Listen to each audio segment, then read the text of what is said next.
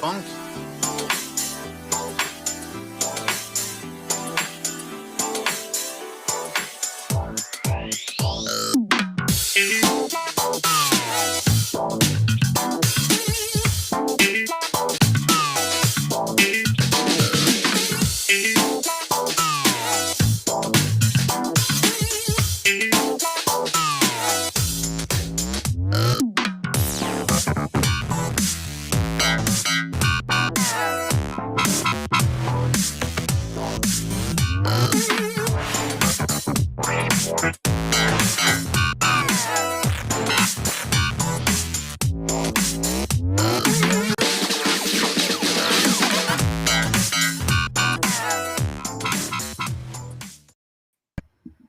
What's up, hustlers? Welcome back. This is Andrew Morgans, your host here with Startup Hustle, founder of Marknology.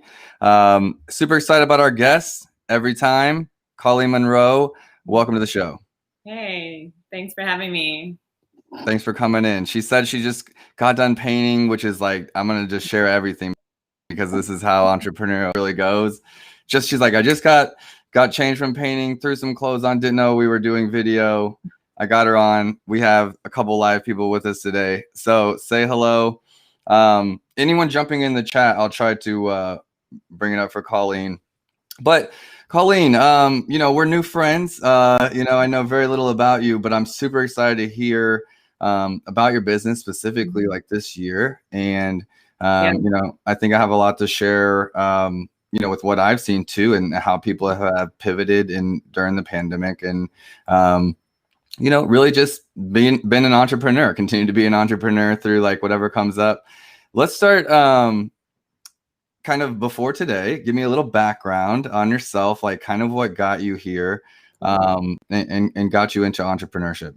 Yeah, absolutely. I feel like entrepreneurship runs through my veins. I mean, ever since, I think when I started out like 7 years old, I had a card and cleaning company, and I would walk around the neighborhood selling handmade cards or like offering cleaning services. And that's just kind of been the rhythm of my life till today at 32 years old now. Well, where did you grow up? So I grew up in Dayton, Ohio. Okay. Yeah. And when I was 17, moved to California with my dad and didn't really know what I was going to do. I actually had wanted to like pursue journalism, but I was a competitive Irish dancer at the time. So all I knew is I'm just going to dance and I'm going to waitress. And I was just taking some art classes at a community college. That's super cool. Okay. So you're a professional Irish dancer.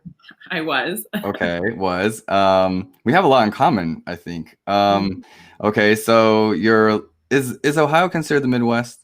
Yeah, I like to think so. I'm getting back to my Midwest roots because I just moved here to Kansas City, Missouri from LA about a couple months ago. Well, yeah, I was gonna ask. So, you came back. I don't know if that's entrepreneurship or family or just random. Like any answers are good, but like we'll get to that. Just hold on just a second. I want to slow you down on this backstory. So, you're professional dancer, Irish, which is just, you don't hear that very often. Okay. And you're in school, community college. Mm-hmm. What else? And, I actually had found out about a small film school in San Diego. Didn't know I wanted to go into film, but I always loved storytelling and I love journalism, and went to the school. It was super, super small startup school. And it's just funny. My whole background has just been very untraditional. I mean, I grew up like homeschooled. I grew up like very off the grid. And so I guess I just always loved creating things and kind of doing things that are off the common path, I guess. And so I found out about this really cool startup school that was focusing on just hands-on filmmaking and creative journalism. And so I moved to San Diego.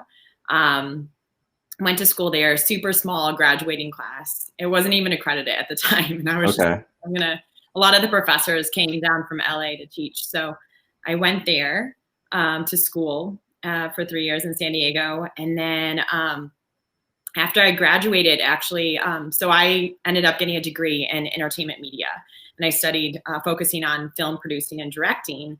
And I wanted to just like be like an Oscar award-winning producer.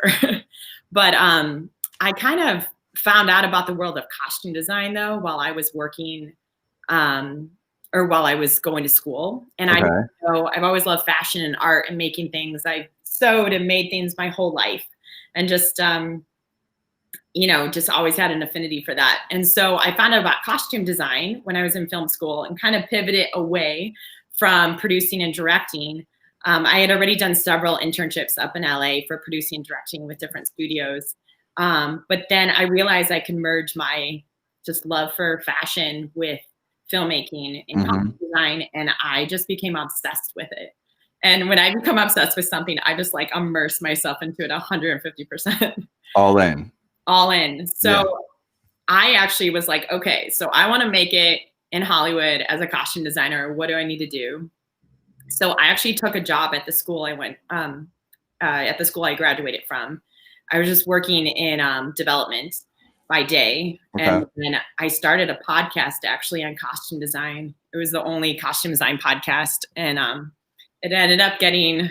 What year was that? I think, dude, I was like, I didn't even know what podcasts were at the time. I didn't know any of the software to use to edit, and I just had to Google it all. I think it was 2010 I started the podcast. Wow. Okay. Yeah. And I was like, well, I'm going to figure out how to meet all the costume designers and all the craftspeople in the film industry, because no one was really highlighting the behind the scenes crews. And so I would sometimes skip work, or like on the weekends, I would drive up to LA and go to all the film events, all the costume design events, all the fashion events, and just started interviewing every single costume designer in Hollywood. We could stop the podcast right there. For anyone listening, like, how you figure out what you want to do, how you go all in, how you, learn about something you don't know about, like how you start, just go talk to people. Yeah. Like talk to people doing what you want to do. Like, I don't think that's a big Midwestern thing. I think that's more like a coast thing, East Coast, West Coast. My cousin went to school in DC, and he was like, are you doing like these informational like lunches, like it's not even about sales, it's just like, you're just like going to pick their brain. I'm like, no, I've never heard of that. Like, we don't do that. But it was like kind of revolutionary for me to think about, I can just ask these people. And I started doing that, in the last 6 years on my own as well. Like here, just being like, I want to learn more about PR, and then just like seeking out someone that knows a lot more than me and asking them for coffee, you'd be surprised. So, okay. I didn't mean to take over, but I think that was a huge home run. I wanted to hit on that. It's just like, you're like, I was just going to LA and I was just talking to as many costume designers as I could find. Where'd that take you? Thank you. No, it was a hustle. So I did that for a year, and I was just collecting business cards. And honestly, for me, I just saw it as like another form of education. Like, there were no books. So I was just like, I'm going to learn. Yeah, I know. I'm going to learn from the people on the ground in the trenches working. So I eventually saved up enough money that year I was working at this school to have my first month's rent in LA. And so I quit after a year, and I moved up to LA, took a waitressing job, and just started calling every single business card I collected that whole year on the podcast. And I ended up reaching out to the costume designers on Boardwalk Empire, HBO's Boardwalk Empire. I don't know if any of you have seen it. I have. The Godfather in a TV show, and they were filming season 4 at the time in New York. And the designers actually were in town in LA for 3 days when I happened to email them. And I was just like, hey, can I meet you for coffee? I'm new to the film industry. I really just want to learn more about the costume design world. We met earlier this spring at this fashion event where I interviewed you, and they remembered me. So I called in sick to my waitressing job because they're like, yeah, come meet us at our hotel tonight. It's always immediate. Oh, man. So I was just like, all right, whatever it takes. So scrambled over to the hotel, and 15 minutes in, she was like, you want to move out to New York and assist me on season 4? And I was like, yeah, totally. Like, I had never been to New York. I had no friends out there. And they're like, can you move in 2 weeks? So I just threw all my stuff into a friend's garage and put my car in their garage. And I took a flight out to New York, and I hit up every single friend I knew. I was like, who has a friend in New York I can just sleep on their couch with for like a month so I can figure out housing? Because I knew I got the job. I just had to figure out how to actually like. And maybe it's 6 weeks or 8 weeks before you get paid, and like, whatever it took. I was like, this is my break into the film industry. And I was like, I'm not going to let this go to waste. So, so I flew out to New York. I never worked on such a big studio film project before. And Boardwalk Empire at the time had won so many Emmys. So it was the biggest TV project in New York. Wow. And honestly, in the industry at the time, we had some of the best craftspeople, the best costume designers, working on that show. So I was so grateful to actually have this opportunity. So did she not have an assistant, or like what set that up? So I was their so they had assistants everywhere. I was the costume designer's personal PA assistant. So I did everything from picking up feather boas in downtown New York to helping to dress the actors to going to fittings with Steve Buscemi, like literally anything creative that the costume designers had to do. If I had to pick up special beads, I was like their right-hand girl. We had the biggest inventory of 1920s clothing. And so I helped to source some of that and all the fabric. And so it was like, baptism by fire, being thrown onto such a big project, having just come from a waitressing gig. And it was the hardest 10 months of my life. I didn't sleep like a wink. I think it was like 15, 18-hour days sometimes. Yeah. But man, it really it shot me headfirst into the film industry, and because I'd wanted to be an award-winning costume designer. I think the number one thing I would say, like, people are like, how do you get started in entrepreneurship? Like, what's it take? Like, those questions, and they're generic, but they're just like, that's where people are starting. And I just had my partner from my real estate business on the podcast before you, and we were talking about, there's no way around the work. You just have to do the work, and like, you have to jump all in. We were talking about being all in and not really being passionate about things unless I'm all in. Otherwise, it's just kind of a backup plan. And there's nothing like, the first year is just so much work. It's the only way to go. Absolutely. Yeah. And I think when you're in the grind and you're doing it, it's just looking back, I'm like, oh my God, how did I do that? But when you're in it, you just get into this flow and this focus. Yeah. People are always like, probably giving me a lot of shit about working too much, which I hear, but I love it. And it's like, I love, building this thing, and it's like, it doesn't feel like work when I'm in it, and time just flies. And, I am about balance, and, I am about trying to at least seek it, but there is a balance of 100, like 0 to 100, and being completely aligned on another side, like an obsession kind of side, an all in kind of side that gets you some places that 50-50 doesn't. So something like saying, I'm going to New York. Even work-life balance, because it doesn't necessarily make sense to find that happy medium. Sometimes it requires you to be all in, and then other times it's like, I'm shutting off all my devices and I'm going to be completely focused on my friends or my family. Like, this idea of like trying to strike this perfect rhythm, that can actually in itself just make you go mad, because that just is impossible. I mean, when you actually are an entrepreneur and you're trying to build something, sometimes you have to sacrifice certain things to get to that next step. It's not always forever, but I just believe like we live in seasons, and depending on the season that you're in, like, it just requires a different energy level, different capacity to like focus. So. And I think it's hard when the seasons change. Like, I just, because I think I'm in this season, and then, it switches essentially. And then you got to reassess and be like, okay, it's a different season, and now I need rest, or I need, whatever you need, more personal time, or this or that. For me, it's usually just like, I have no problem when I'm in the season. It's more so like the transitioning between them sometimes can be difficult, and knowing that it's there.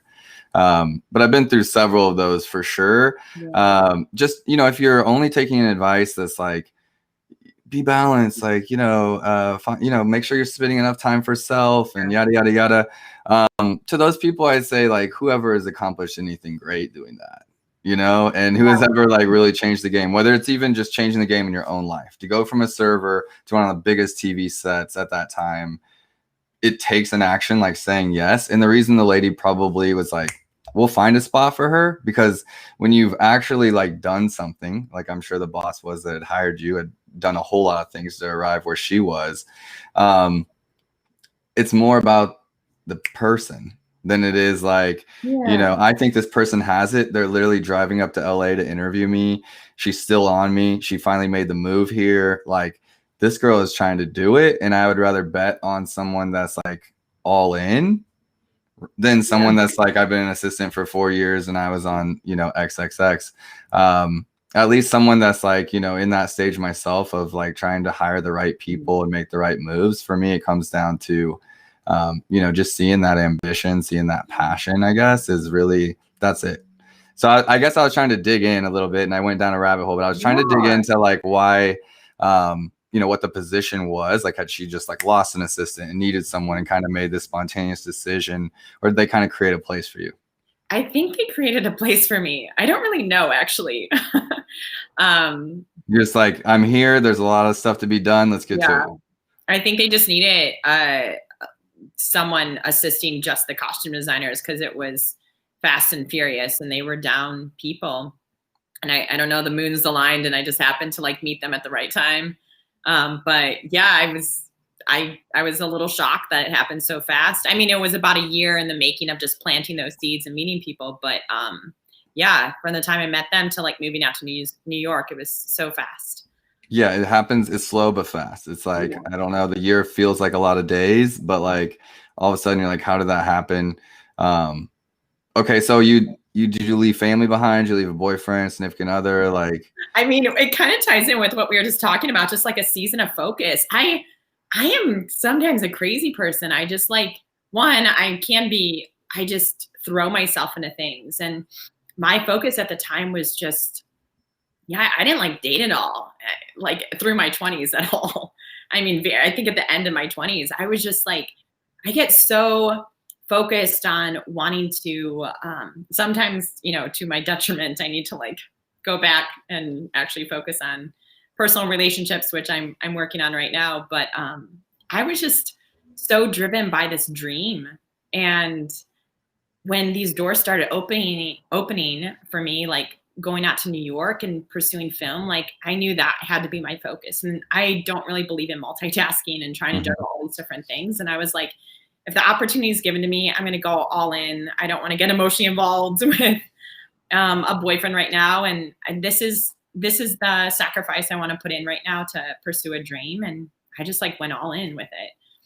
For me, it was, my first business was being in a band. So I moved from Hawaii in 2007, found a band, like having auditions off Craigslist, and went and did tryouts. I didn't know anyone here in Kansas City at that time. Like, I'd been here off and on as a kid, but like had been in Hawaii for 4 years and then, you know, was in Africa before that. And so, yeah, it was just like homeschooled and all those things. Right. Oh, wow. And, but thinking outside the box comes naturally to me. Why? Because I've taught myself everything, you know, for the most part with a guide, you know, curriculum. But it makes it easier when you haven't had someone tell you every single thing to think and do, to think differently than what everyone else thinks and does, because like you weren't given that structure, you know? But so for me, it was the band, and we call it slaying the tour dragon in the industry a little bit, but it's like, if you're a musician, almost everyone has this like, desire to tour, you know? And like, if you're really in, it's just like, you're trying to get you're trying to get on the road, you're trying to get people to like hear your music and network and meet people. And it's like driving to LA and interviewing people, you know, every night is a new venue, new chance to like meet someone that's going to like introduce you to someone, you know? And for a lot of people, it's a building season where you're it's growing your building. That requires a lot of focus. You don't even know what you're doing. Like, you're just, I mean, that's what I was telling you a little bit before we started the show. Like, I've been a painter. I worked at warehouses. I've been a security guard at a casino, you know, bartending for 7 years. It was all to tour. It was all to tour. Like, everything revolved around my practices, my shows, like hitting the road. And I remember that, like, it was, I just realized that I wasn't going to make any money doing that at some point. And that's when I, like, you know, took my degree, which is my backup plan, and ran with it. But it was an absolute passion. And it was like, look, you can't do anything with excellence, like just like barely in. And I don't know if that was like being raised as religious as I was. It was a very conservative, like, upbringing.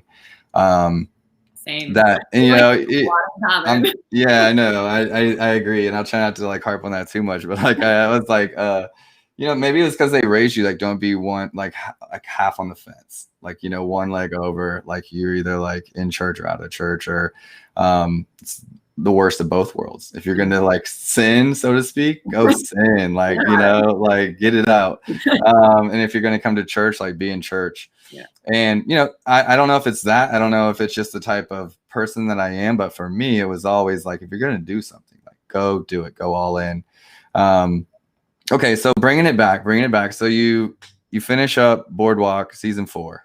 Yeah. Where are we? So I was still doing the podcast at the time, because I was like, I got to keep networking to like stay in the biz. So I was interviewing people out in Hollywood, in LA, different costume designers there. And one costume designer who was doing all the superhero films, Michael Wilkinson, I had interviewed him, and he was working on a movie, Batman versus Superman. And he's like, you know, I might have some spots open for you to come out here. He's like, just hit me up next time you're in LA. And I was like, well, I don't know when I'm going to go in LA unless I intentionally go to LA. So again, like these moments, I think I thrive in the unknown. I thrive in like when you have $100 in the bank account, like a pandemic. Yeah, it's like, you know, you just don't give a fuck, and you're like, I have to just jump into this. Yeah. So I was like, you know what? Season 4 wrapped on Boardwalk Empire. I really want to go work in the heart of the film industry, which was in Los Angeles. I was meeting more and more people there. And also I just, you know, I miss the mountains. I miss California, but I think I wanted to move back to LA just based on a conversation I had with Michael Wilkinson. I get these little hunches where I'm like, I think this could lead to something. There was no job offer or anything. So I ended up just shipping my stuff back to San Diego to a friend of mine, where I was housing all my stuff for free. She was such a blessing. Love her. And moved out to LA or San Diego for 2 weeks. And just I had messaged Michael Wilkinson when I got back to California. I was like, hey, I'm back in town. You want to meet up? And he was like, oh, yeah, sure. So I drove up to LA, and he actually had just filled that spot to work with him in the costume department. But he's like, why don't you drive over to meet my buddy who's working on Night at the Museum 3? They're looking for someone. And at that time too, so I just have to pause for a moment. Something that has driven, I think just propelled me forward and given me confidence is, you know, Seth Godin, yeah, marketing guru. So I had read his book like 10 years prior, and it's just been really inspiring to me. Purple Cow, and this idea of being remarkable and setting yourself apart. And so I was like, well, how do I get people to notice me in the film industry when I come back to LA? So I actually had hit up all the costume houses with my resume, which I'd printed on fabric. And I had printed my business card in costume design to tag all the costumes. You print it on a manila tag, a yellow manila tag.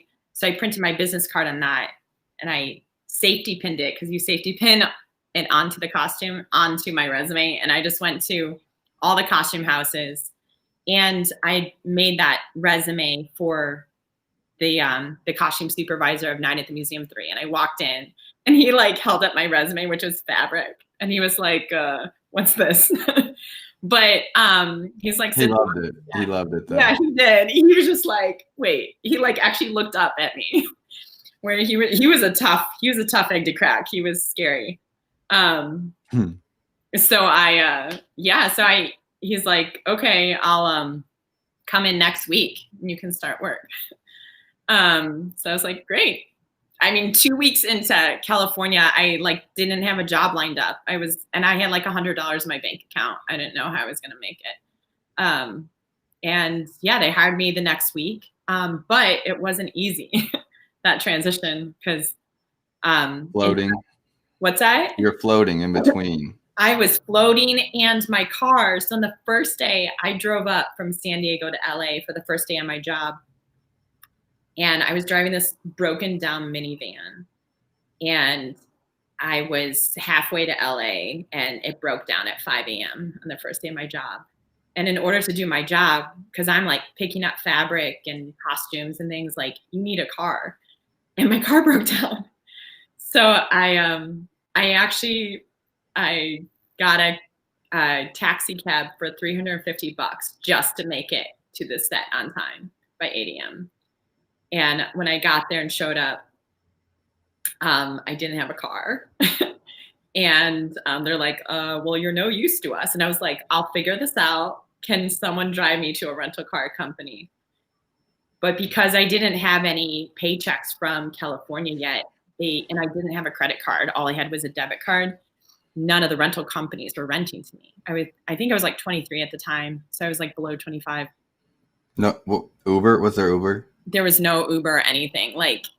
And so I finally got to the last car rental place and I just like broke down. I was like, you don't understand. I need to eat. Please rent me this car. And they rented it to me and I actually was able to keep the job. Hell yeah. That was a rough patch. But you also like, man, just hearing that is inspiring. Like I had those memories, you know, maybe I don't tell them like that or remember them in that way. But it's like, whenever you've been through that and you go through the next one, you hit that bottom, you think there is no other bottom, you know, in some way you're just like, man, every single time shit happens, I get punched in the face, I somehow figure it out. I get up. So far I've gotten up every single time, you know? And so then you start to just build this confidence that's like, you know what? Like, actually, like you can punch me, you knock me down. Like I'm going to get back up. You can like literally take my car out. I have to be there on time. I won't have a car. I have to have a car to have the job. Like, figure it out, you know? And that's really, you know, it's just very inspiring. But I think that everyone's story, not everyone's story, but a lot of stories of entrepreneurship start with that toughness that just like you start to be able to like trust yourself, trust your ideas, trust your gut to get it done. Yeah. I mean, I don't know if I had all the trust then and I was confident. You haven't, yeah, but you get it now, right? But, like you know, it's increased my risk tolerance. I think all those things just like helps you you get more confident about taking more risks. Figure it out. Yeah. And to figure it out. Cause like you're in the present moment and it doesn't make you, I have started to get too far ahead of myself. And I think back to those moments where I was like, you know what? I just have to think of the next challenge in front of me and the next step. Yeah. So after that, I just ended up working on different other TV shows and film sets and commercials and music videos. And stayed in California? Yeah, in LA. And then got a little burnt out in the film industry. Okay, so let's start there. Like I want to bring it to what we're doing today. Before we go there, a quick shout out to our sponsor for today's episode, Fullscale.io, helping you build software teams quickly and affordably. Talking about the next chapter, so you get burnout. Some crazy, like I've had my own insecurities as a person. We all do, you know, and I got an opportunity to model. Like this was like 2015 or 16. I don't know. A friend was at a modeling agency. They had a request for someone with a beard and tattoos. She sent them my Instagram. I don't think there's a lot of models with beards and tattoos in Kansas City. I'm not really sure, you know, and so maybe I got it by default. But the next thing I know, I'm showing up on a set of a Hershey's Take 5 candy bar. What? Yeah, that was my first shoot. I think I got paid close to $5,000 for that shoot. Oh my gosh. They used like a hand photo. And so it was like 2 photos. I didn't know that was even a thing, but they used like 2. You know, you get paid retroactively. I didn't even know it was happening. Like I just showed up. But I was like a union model for a year after that. I think I automatically got that assigned me to the union for that shit. And I did a Twitter one and I did a couple more. And so that was one, I did it just to conquer my own fears, my own insecurities, honestly. And then it turned out to be just like kind of a little bit of fun because I owned my time at that point. But it was chaotic. Oh my goodness. I was already that point in my business. I was like, if I have to, like, I wouldn't be a model if they paid me like a ton of money, or like I wouldn't like work in this industry because everything was like 30 minutes ago. Everything was 30 minutes ago. Like, you know, it's just so fast paced. I can't imagine doing that for like an extended period of time and not being burnt out. Yeah, it's this comparison industry a little bit, you know, in that regard. During like the Hershey's one was easy, but the Twitter ones, you like, there's people there that you're competing with or trying out with, like, just exhausting. I don't know. That's how I think about it. You know, there's an allure to it, but over time, you know, I don't know. How long did you do that? Yeah. How long were you in that space? Yeah. In the film space? Yeah. You know, that's kind of hard to say because up until even this past March, still had one foot in the film world because I was styling for Mattel, commercials or photo shoots for like Barbie or, you know, Hot Wheels. So I've always kind of like still dabbled in it, but like that was back. I decided to kind of jump out of the film industry full time in, I think it was like 2000 and like, I don't even know, 16 or something. Okay. Yeah. So you're in LA. Yeah. Well, at the time, I was getting more and more, it was more like the lifestyle too, that I just didn't want to sustain forever. I think there's actually so much abuse that's happening in the film industry. It's actually very dated in how they approach, you know, just how they treat their workers and film crew people. And I didn't know if I necessarily wanted to be on the film union. I was actually about to get into the Costume Designers Guild, but I just didn't want to be part of just like, I don't know, being conformed to just union shoots. Like it wouldn't give me opportunity to kind of go off and do my own thing.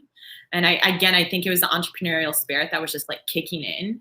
A lot of people were burnt out in the film industry. And I just, I think there's awesome things that happen. And I'm so grateful. I got to work on some of the most incredible projects and I've met some of the most incredible people, but the lifestyle that I actually wanted wasn't working in the film industry full time. Got it. And at the time I was getting really passionate about, because I was working around fashion, is I was getting more interested in conscious and sustainably made fashion just because it was, at the time, and it still is, it's getting a lot better now, but just like the second biggest pollutant in the world and a lot of, I just wanted a lot of abuse that was happening in the film industry. And I was just getting really interested in wanting to start my own clothing company, design company, that was around conscious fashion and bringing awareness to more sustainably made clothing and kind of highlighting the abuse that was happening in the film industry. And I think I was just it was a bit frustrating just running 100 million miles a minute. And I didn't feel like I was making a difference in the world. And I felt like if I had my own business and I was passionate about the mission behind it, it was something that was just on my heart. I wanted to make an impact through a company that I actually could create and launch. I think a lot of us start there.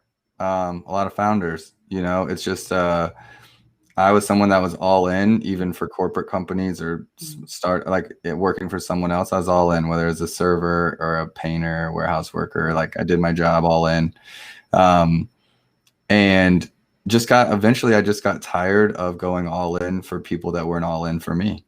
Yeah. And, you know, and maybe that's the selfish thing. I don't know, but it was like, look, if I'm going to work for other people, it better be for a really good cause. Mind you, I'm fourth generation missionary kid. Like, you know, there's like purpose, you know? And so for me, that was like just a matter of time that I was like, I'm never going to be happy doing this. Whatever it is. And it's not that I've changed the world with my business by any means, but I would like to think that I've changed some people within my reach, you know, through my company. And that continues to grow, obviously. And it's like definitely a long game before you're getting anywhere close to changing the world. But it really comes from like seeing a need and really wanting to help. One of the things Marknology does is like we help a lot of small businesses get like national exposure on the biggest marketplace, you know? So it's like when I see a small brand really start growing, in a way it feels like, helping that mom and pop or, that other small business or someone else with a dream like yourself, for example, that's like, I have really great stuff. I'm trying to get exposure. Like, what can we do with it? And versus just helping who, like, it was like just it did nothing for me at that point. So just sharing like that's, I think, with all the similarities in like founder stories, whether it's like someone helping a dad that has a disability, or maybe it's a loved one that has a diet needs, or different things like that. They create products, food products. A lot of stuff gets created. A lot of good things get created. Things that stick around get created out of that need. And for people looking for that thing, or what's that thing to make that move, one thing I'd say is that I just started looking at what was best for myself, and not in like a crazy selfish way, but in like a self-love kind of way. Absolutely. That was like, as I started paying attention to that, and I got better as you go, kind of like being in the gym, it was like from there I could give to others, but I couldn't give from others until like that was full. And it's like it's a personal thing. It's a business thing too. And like, I had nothing to give. Those things all came when I started seeking that. I sought that. Everything else came after that. So for me, it's like, where do you want to start? Start figuring out, you have to eat. You have to eat, of course, but like, like, like you have to eat. A lot of PBJs in my lifetime. Right. It's like my buddy still brings ramen noodle over to the house, and like, we definitely, can eat better than ramen noodle these days. And I'm just like, man, I couldn't touch that if you like, paid me $100. I'm just like, for me, not that I'm too bougie or anything like that, but it's like, I ate so much 20-cent ramen noodle, for like to survive. Like, I can't.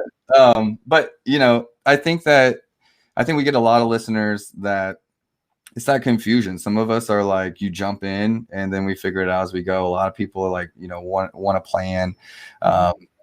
But the best ideas, the best businesses come from seeing a need, or whether it's within yourself or in an industry like Amazon, or in the fashion, in waste, eco stuff. Starting there with intent is the best place to start. And I think, and you start, and then it's never that thing that is gonna, I feel like, necessarily gonna take off. You always build on it. Mm-hmm. So, I mean, I had started a fashion company, and now I'm doing flowers. Like, but I wouldn't have gotten to where I'm at today unless I kind of took that step. Mm-hmm. Everything I've noticed has just like built on itself, or opened up doors, or I've met people through that experience that has come to fruition today. Like, I just see them all as, like I said, like lily pads that lead you to the next step, even if it's not that thing. Okay, so we were talking about, I want to be cognizant of time, so I want to get to where we're at today. So like, let's fast forward. You leave, you said you were in that industry, even kind of half in a little bit, like still doing like styling stuff and production stuff, taking gigs, maybe like consulting. You started a fashion company? Yeah, so I decided, I was like, I'm going to run full force in running. It was a clothing company of workwear for women with more flexible jobs. So women who work at co-working spaces and don't want to necessarily wear jeans and a t-shirt, but also don't want to dress corporate. They like want something cool and casual. I actually, or we're bike commuters and want to look chic and stylish for like a meeting with a client, because this was kind of my life right now. I worked such a flexible type of work lifestyle, but I still want to look professional when I had a meeting. Saw a need. Yeah. So I spent a year on the Kickstarter campaign, sending out emails, building an audience through an email list, and updating people on my process. I sold my car for 2.5 years in LA and just biked everywhere in order to fund the startup costs for that. And in order to pay for fabric and patterns, this is where flowers comes in. I took some gigs at some local flower shops. I didn't know anything about flowers. I used to make fun of my roommate at the time, because she would like come home from Trader Joe's with like a $7.99 bundle of tulips. And I'd be like, those are just going to die. Why did you buy those? And now this is my life. But But yeah, so I sold my car and I just started gigging at different flower shops in order to pay for fabric and patterns to get the Kickstarter off the ground. And yeah, so a year into that, I launched the Kickstarter and funded it within a week. It was awesome. I funded the first round of production and didn't go into the red once, which is pretty rare for a fashion startup. And it was awesome to be able to ship product and bring an idea from your head or that was on a sketch to life. And manufactured it locally in Los Angeles. But as I was manufacturing products, I started getting clients of my own in flowers because weddings, events, and corporate companies started approaching me because I think my background in doing costumes since I was working in set design and props, I just always have loved building things with my hand or full on space design or installations. So I started finding myself in this niche in the flower world doing installations for corporate experiential events. And I just remember vividly this moment. This was kind of the fork in the road moment where half my car was filled with flowers and the other half was filled with fabric for the factory. And I was so burnt out. Again, I keep reaching these burnt out phases. And I was like, I have to choose one. And I was getting more money from flowers at the time. And fashion, I just would have needed some investors to keep going. And so I decided to pause the clothing company and just run with the fashion, with the flower business full speed ahead. And just went all in and found myself then. That was in 2018 when I launched Floraloom. Okay. Long ago. Yeah, I just started getting little jobs and then bigger ones with clients. And corporate companies and brands started approaching me to design like immersive experiential events or installations. And so that's where I ended up before the pandemic. Yeah, so I do think my focus with Floraloom has been kind of an accumulation, though, of all my creative experiences together, having worked in film and set design and now fashion. Because honestly, at the end of the day, I love telling stories, which was originally why I went to film school. And I love understanding a client and what their motivation is. And I kind of see them as a character in a costume design. I would read the script. Okay. It was about the story that lent itself to the design. And so I approach that with Floraloom is I really want to know my clients and their branding and their colors and what kind of story they're trying to communicate. And then I design with that in mind. So I love that. And I love that in the episode right before this one, talking with Brian, and we were literally on the same thing. And so it's kind of crazy that you bring it up. You know, it was like he was military intelligence background, grew up in South Korea. You know, I was creative band dude with a computer science degree. You know, we started a real estate business together. And his ability to research deals and you know, find great opportunities. And my ability to, you know, systemize some things and scale things from my tech background and you know, the ability to understand e-commerce. So things for like Airbnb and photography and decorating them and things like that. It was like the accumulation of all of our skills up to that point, you know, that set us up for the business we're doing now. And I think that's one thing that when I first got into business, I didn't look at. And it was just like, I have no qualifications to be here. Well, who says, you know, what like the real qualifications are, you know, what got you to here, you know, and if you have that to get you to here, you're like ready for the next step as well. And I've honestly been spending the last couple of years just digging back into my past in a more accepting way, in a way that's like, what can this chapter teach me if I reevaluate it differently, from a different perspective than from just like, you know, a lot of times we look back and I wouldn't say I have regret, but you kind of see things in a certain light. And being able to be like, how can that help me in my job today? Like, you know, how can that help me in my person today? Has been really big. And so, I mean, for me, you're saying that like everything you had done in fashion and film, set you up to make these arrangements and tell stories. And mine's like problem solving. I love telling stories, but I love solving problems. So I came to that conclusion during the pandemic because it was, I really wanted to think about if I would lose my identity, if I lost my business, this year. And I think most of us had some of those thoughts go through our head, and I wanted to make sure I was going to be okay. I didn't want to blindside me, not blindside my business, but blindside Andrew.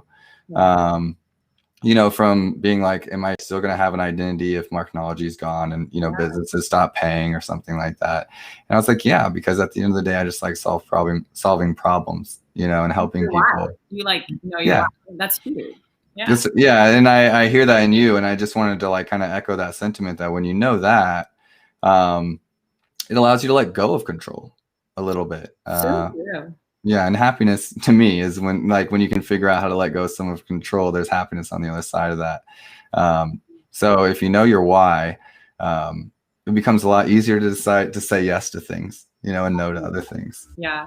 It was because the pandemic really helped me to do exactly that thing, like to just go inward and really edit everything that I'd done up to this point and figure out what is the one thing that drives me. Okay, right before we get into, I want to know like what you're doing this year during the pandemic, but I want to give one more shout out to our sponsor, Fullscale.io, helping you build software teams quickly and affordably. Fullscale is a company that is founded by the main host of Startup Hustle, Matt DeCourcy. For anyone that's listening, Fullscale is a go-to if you have any kind of software development needs in your company, whether it's websites, whether it's development, whether it's app development. Fantastic team. I've used them myself. Can't compliment them enough. Colleen, let's talk about the pandemic and how you adjusted. I was in a small business accelerator when the pandemic kind of first hit, Babson College in Boston, and the 10K Goldman Sachs SB. For anyone listening, I know there's a lot of alumni out there, so it's a great community to be a part of. I didn't really know what I was getting into. Someone just told me to apply, and I did. You have to be kind of an established business to be in, so it's not like right at the beginning. It's more like you have to have 10 plus employees and be a business a certain amount of time. Awesome. Congrats. Thank you. But first I was like studying, you meet a team that you're with kind of the whole, like for the master's certificate, you get like a master's certificate for going through it, and you get this small team you're a part of. You meet them in person in Boston. It's this whole affair. It was pretty cool. And they pick you up in a black car, and like, I'm from the Midwest, like that stuff is cool. Yeah, it was dope. I was like, this car's for me. Like, you guys have a no, but I rock the part. I'm just like, okay, I'm gonna own this. This is natural, whatever. This is my first time. Oh man. And no, it was a lot of fun, but you get close with these people. There was over 150 people in the cohort. Wow. Pandemic hits right after we had all met in person. So we all meet in person in Boston. We go back home. We're going to come back again this year. And they actually changed the program to really be like kind of like an ER for businesses. And all of the instructors and the community was just like, who can help who? And I really feel like I was blessed to have this insight, some leadership from the #1 entrepreneur school in America, like #1. So the leadership was pretty solid, giving us advice, kind of like live advice. But seeing like everyone became vulnerable because it was founders talking to founders. It's just similar to this podcast. This is a podcast by founders for founders. So a lot of founders listening. And we were just like, stuff was real. It was like we were all looking inward, like, what do we do? Like, I can't even figure out it. I can't study right now. Like, I don't want to do this master's, thing. Like, this is not, I need to save my business or save someone else's business or like handle some real shit. And, but what I loved about it is everyone's being completely transparent. We had these weekly groups, and I was seeing businesses drop. Like, we were down to like, I don't know, I think less than 50%. Honestly, we're still in the class, and this is like a big thing, and it was like, sure, you see signs go up around the city, even here in Kansas City, and you think and you guess, but like when these are people you met that are like, I'm closing my doors on Tuesday, it was like real eye-opening for me, and kind of just created this not dread, but gratitude to be in e-commerce, that's for sure. You know, and just being like, man, I'm like privileged to be in this space, like blessed to be in this space. But seeing real life people's stories, they were telling their stories, they were sharing them. It was a crazy time for me and for a lot of businesses. It was also really awesome to hear and see stories of like entrepreneurs coming back to life almost that you had never seen. You know, here in Kansas City, we had Rieger, you know, started doing hand sanitizer. We had Mean Mule start shipping, you know, beverages to people because they changed the mayor changed the rules to allow us to ship, you know, alcohol or deliver it. Just cool stuff was happening. And for me, it was like invigorating. You know, you talked about you thrive in chaos. So have I. Like, I'm a wartime general, not really like a peacetime general.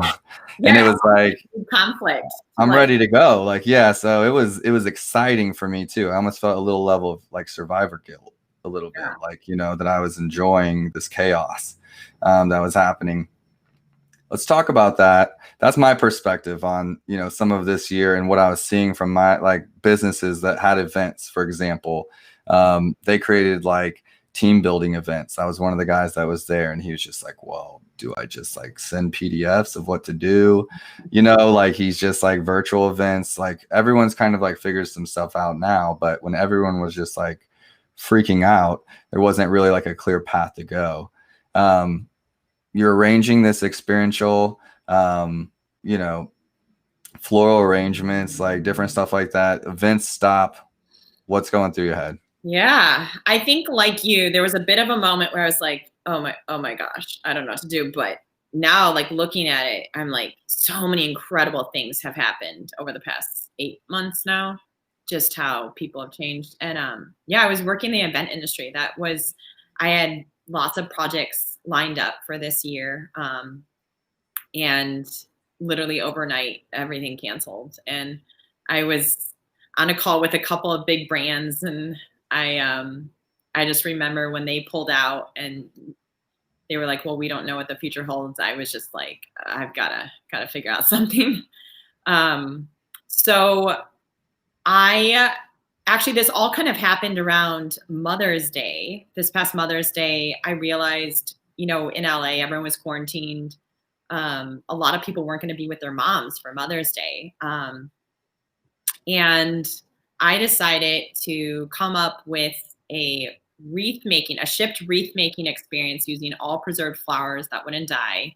And I kind of tapped into my background, having shipped tons of product for my fashion company. I kind of tapped into those e-commerce skills, and worked with a friend of mine to literally in 2 weeks come up with the whole shipping process and ordering process for these wreath making kits. Okay.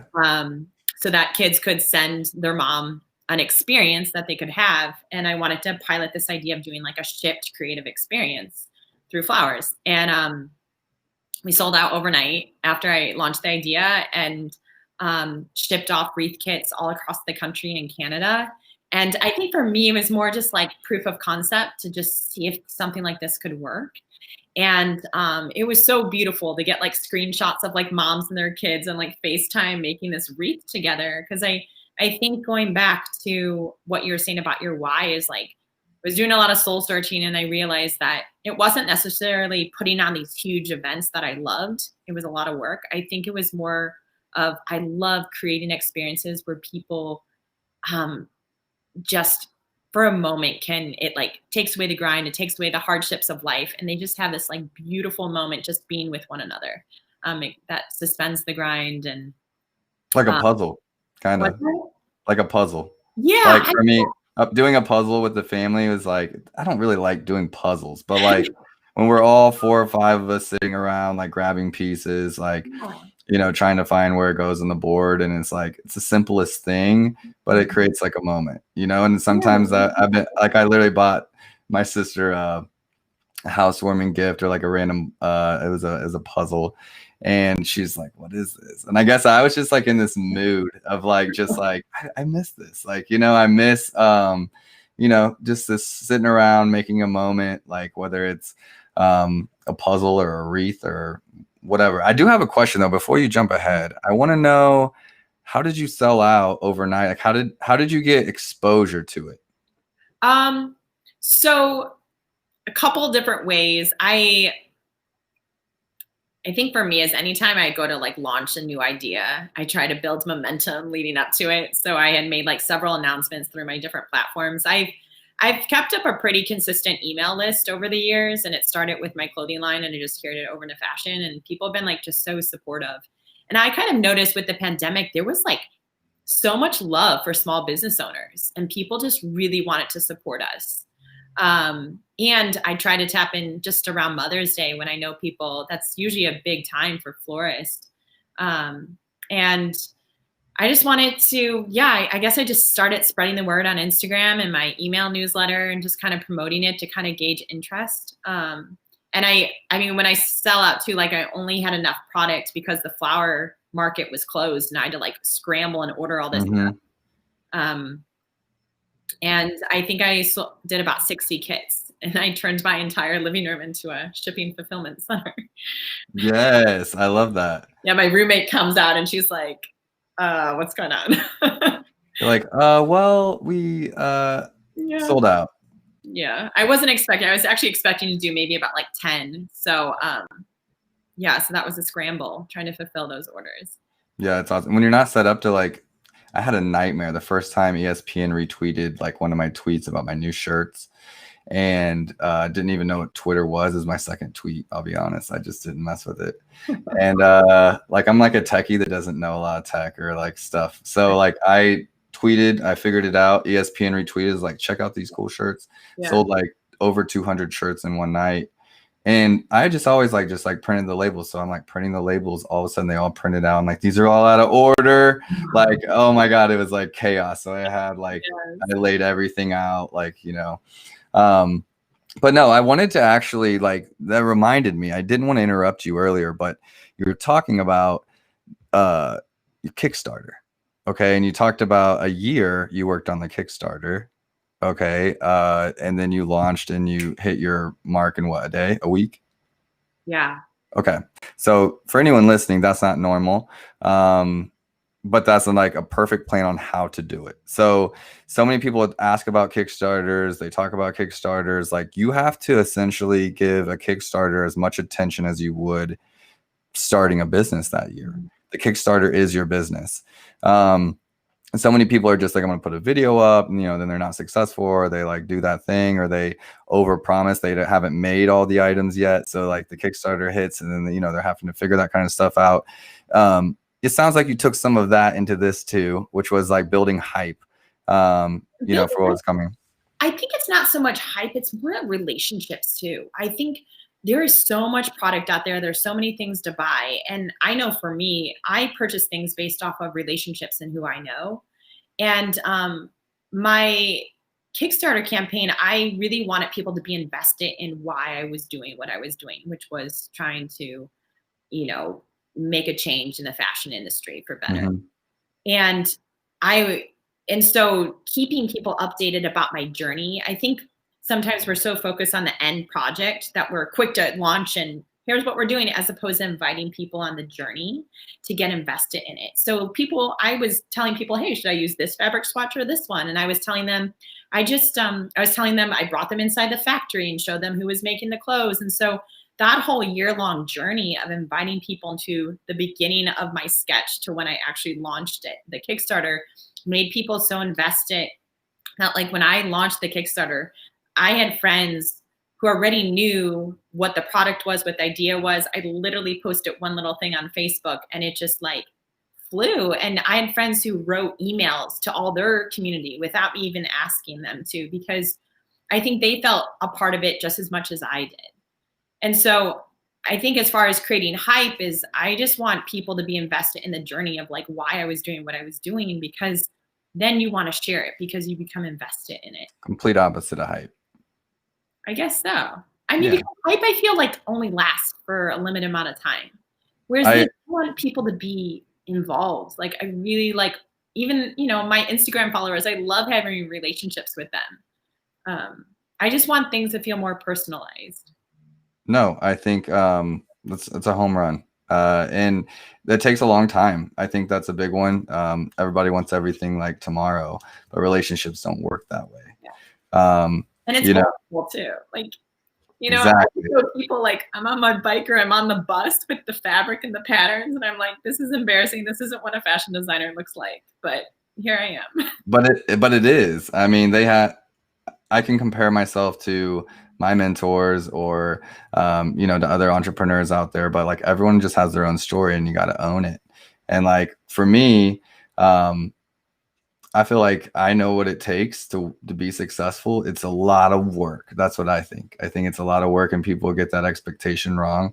And if like on my Instagram, I've been encouraging people to follow along my hashtags, like watch me work, because it's like, look, I've been posting for 6+ years, not day in and day out, not with that consistency, but just showing that it just takes work, like consistent work over time and relationship building to say, hey, like I'm showing you what I'm doing. I'm showing you when I fail. I'm talking about those seasons, and if you're following along, like it's exciting for both of us, whenever, like I was always raised kind of in that tribe mindset that was like a win for you is a win for me. Like, if you pass a test, it's like we're all celebrating.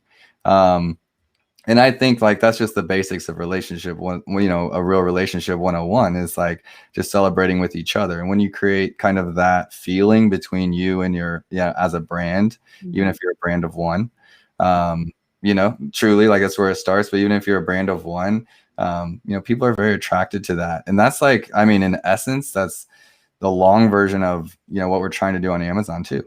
Like to bring it to that business is like, how do I in a page, this could be a Colleen, that's created this product with passion, and like this is her thing, and like this is my chance to tell her story through photos or like copy on the page or a video, that kind of brings that relationship to life in e-commerce.